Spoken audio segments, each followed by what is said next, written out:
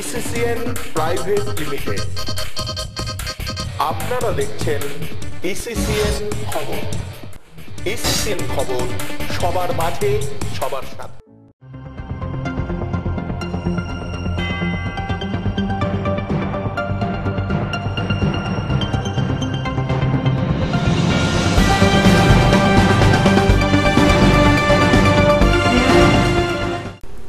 নমস্কার, ইসিসিএন খবরে আপনাদের স্বাগত।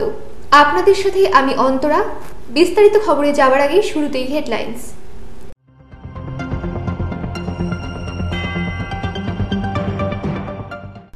তৃণমূলের অবস্থান বিক্ষোভ নিয়েও গোষ্ঠীদ্বন্দ্ব প্রকাশ্যে এলো দিনহাটায়।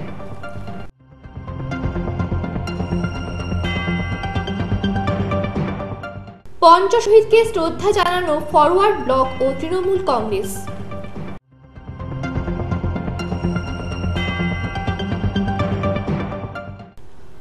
জনবসতি এলাকায় মদের দোকান বন্ধের দাবিতে পথ অবরোধ করল মহিলারা।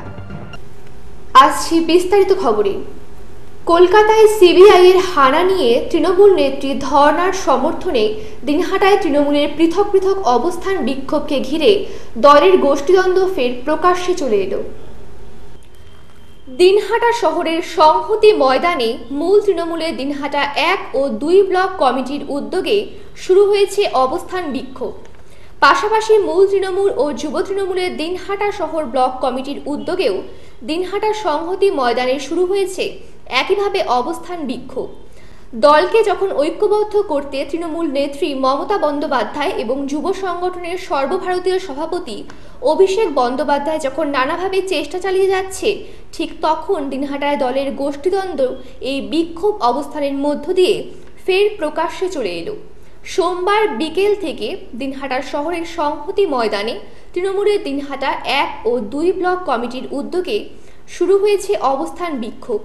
সংহতি ময়দানের অবস্থান বিক্ষোভের একদিন পর মঙ্গলবার দুপুর থেকে শহরের পাঁচমাথার মোড়ে মূল তৃণমূল ও যুব তৃণমূলের শহর ব্লক কমিটির পক্ষ থেকে একই দাবিতে প্রতীকী অবস্থান বিক্ষোভ শুরু হয়। এদিন সংহতি ময়দানে মূল তৃণমূলের উভয় ব্লকের উদ্যোগে অবস্থান বিক্ষোভ চলাকালীন সেখানে উপস্থিত ছিলেন দিনহাটা 1 ও 2 ব্লক সভাপতি নূর আলম হোসেন, মীর হুমায়ুন কবির, দিনহাটা 1 পঞ্চায়েত সমিতির সভাপতি মফিজুল হক সহ অন্যান্যরা।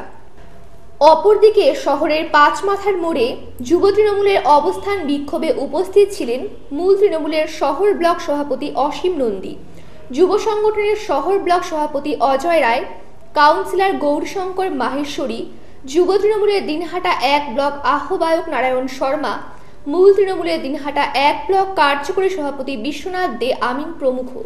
তৃণমূলের দিনহাটা 2 ব্লক সভাপতি মীর হুমায়ুন কবির বলেন, উদয়নগঞ্জ আছে বিধানসভা অধিবেশন চলছে সেখানে, এবং তৃণমূল কংগ্রেস যারা করে তারা মমতা বন্দ্যোপাধ্যায়ের যে আন্দোলন সিবিআই কেন্দ্রীয় সরকারের বিরুদ্ধে, সেই আন্দোলনে আজকে এই ধর্মমঞ্চে মোটামুটি সবাই এসছে, আরও আসবে।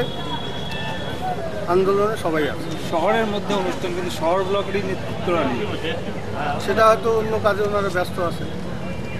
যুব তৃণমূলের দিনহাটা শহর ব্লক সভাপতি অজয় রায় পাল্টা অভিযোগ তুলে বলেন, দলের নির্দেশ অনুযায়ী তারা শহরের পাঁচমাথার মোড়ে অবস্থান বিক্ষোভ শুরু করেছে।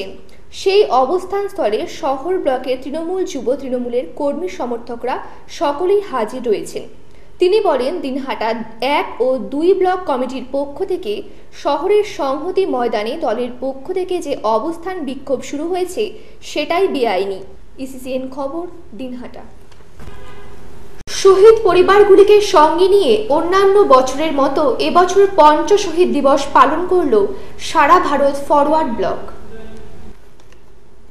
মঙ্গলবার দলের পক্ষ থেকে শহীদ পরিবারগুলির সদস্যদের নিয়ে দিনহাটা শহরে মিছিল করে মহকুমা শাসকের দপ্তরের মূল ফটকের সামনে অস্থায়ী শহীদ বেদি করে পঞ্চশহীদকে শ্রদ্ধা জানানো হয়।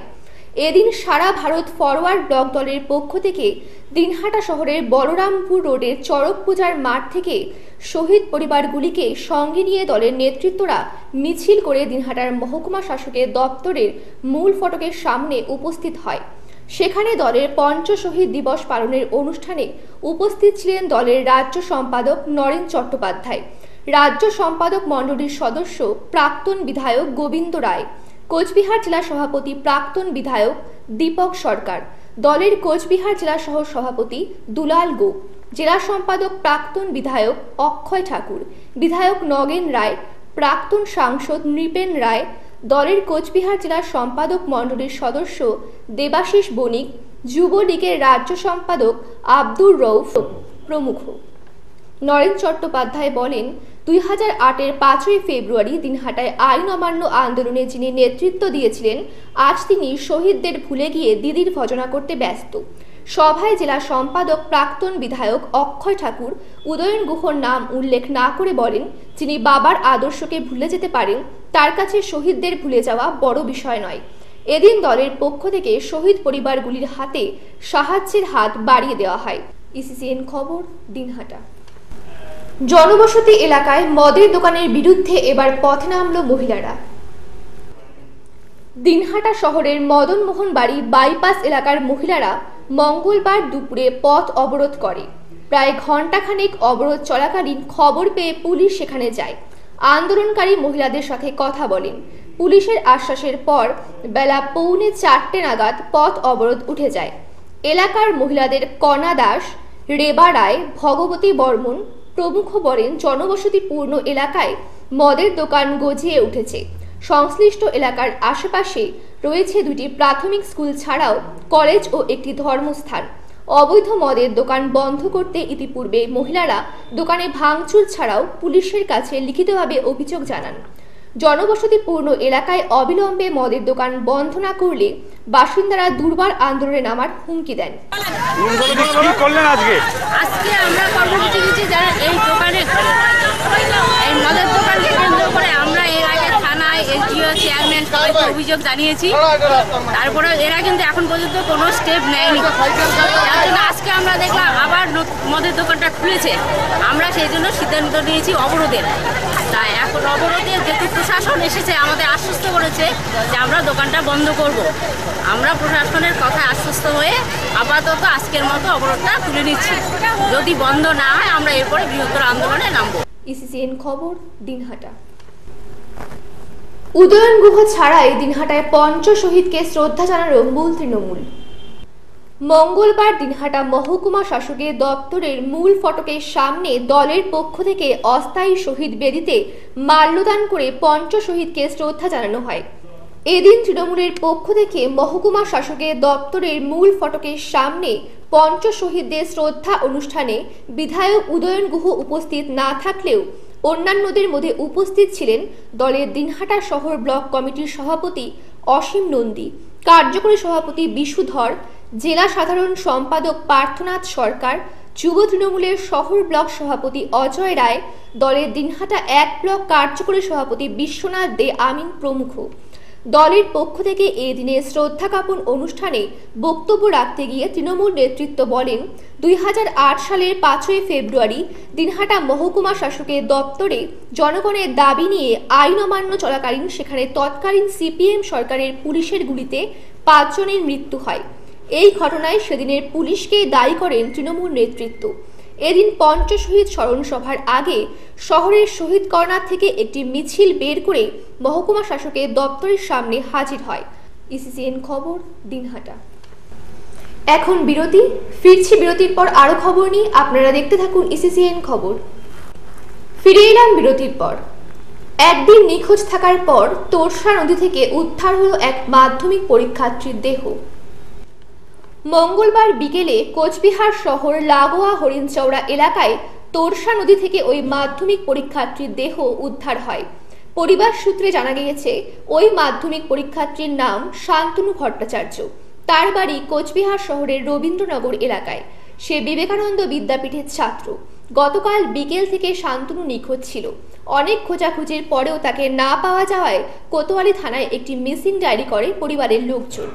এদিন বিকেলে শহর লাগোয়া হরিণচৌড়া এলাকার একটি গার্লস স্কুলের পেছনে তোরসা নদীর হাঁটু জলের কম একটি জায়গায় দেহটি ভেসে থাকতে দেখতে পান স্থানীয় বাসিন্দারা। খবর পেয়ে শান্তনুর পরিবারের লোকজন ছুটে যান। তারাই ঘটনাস্থলে দাঁড়িয়ে ওই দেহ শান্তনুর বলে জানান। এরপরে খবর দেওয়া হয় কোতোয়ালি থানার পুলিশকে। দেহ উদ্ধার হওয়ার স্থান থেকে সামান্য দূরে বাড়ির চরের ওপরে ওই ছাত্রের চশমা ও রক্ত পড়ে রয়েছে বলে স্থানীয় বাসিন্দারা জানিয়েছেন। স্বাভাবিকভাবে ওই ছাত্রকে খুন করে তোরসা নদীর জলে ফেলে দেওয়া হয়েছে বলেও তার পরিবারের লোকজন মনে করছেন। কিন্তু কী কারণে তাকে খুন করা হতে পারে তা নিয়ে এখনো কিছুই জানা যায়নি। এদিকে ওই ঘটনা নিয়ে গোটা রবীন্দ্রনগর এলাকায় শোকের ছায়া নেমে এসেছে। পরিবারের লোকজন নদীর চরে গিয়ে কান্নায় ভেঙে পড়ছেন। পুলিশ মৃতদেহ উদ্ধারের পাশাপাশি ঘটনার তদন্ত শুরু করেছে বলে জানা গেছে। ইসিসিএন খবর, দিনহাটা। সাবেক ছিটমহল বাকালির ছড়ায় প্রাথমিক স্কুলের পথ চলা শুরু হলো। মঙ্গলবার দিনহাটা 2 ব্লকের অন্তর্গত সাবেক ওই ছিটমহলে ফ্রেগমেন্ট প্রাথমিক স্কুল নামে নতুন বিদ্যালয়ের উদ্ঘাটন করেন কোচবিহার জেলা প্রাথমিক শিক্ষা সংসদের চেয়ারপারসন কল্যাণী পোদ্দার। অনুষ্ঠানে উপস্থিত ছিলেন ডিআই নৃপেন কুমার সিংহ, এআই আতিকুর রহমান প্রমুখ।